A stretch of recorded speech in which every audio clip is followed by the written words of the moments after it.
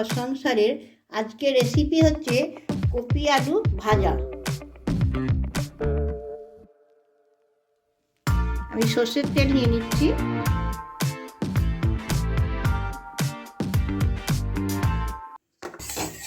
তেলটা ভালো করে কড়াতে মাখিয়ে নেব গোটাটা। দুটো শুকনো লঙ্কা দিয়ে দিলাম ফোড়নে, জিরে দিলাম 1 চামচি, 2 চামচি জিরে দিয়ে দিলাম ফোড়নে। লঙ্কাটা একটু ভাজা ভাজা হয়ে যাবে। আমি প্রথমে আলুটা একটু হালকা করে ভেজে নেব। আলুটা তো শক্ত থাকে, একটু নাড়াচাড়া করে নিলাম। 1/2 চামচি নুন দিয়ে দিলাম,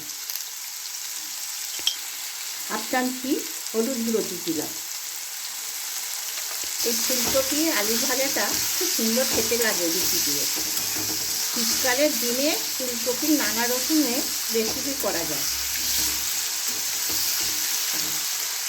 আলুটা একটু হালকা হালকা লাল লাল হয়ে যাবে। আলুটা হাফ ভাজা হয়ে গেছে,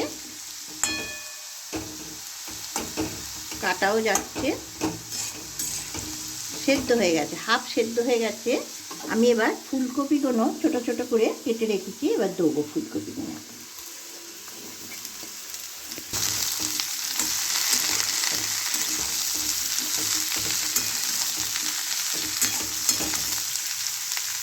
আবার 1/2 চামচি নুন দিয়ে দিলাম, 1/2 চামচি হলুদ গুঁড়ো দিয়ে দিলাম, একটু লঙ্কা গুঁড়ো দিলাম ঝাল ঝাল হবে বলে।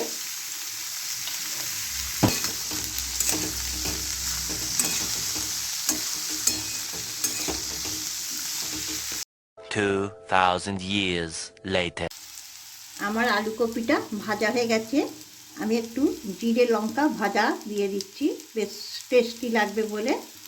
আপনাদের যদি কপি আলু ভাজার রেসিপিটা যদি ভালো লাগে আমাকে সাবস্ক্রাইব করবে, লাইক করবে, কমেন্ট করবে। সবাই ভালো থাকবে, সুস্থ থাকবে। আমি এবার গ্যাসটাকে বন্ধ করে দিই।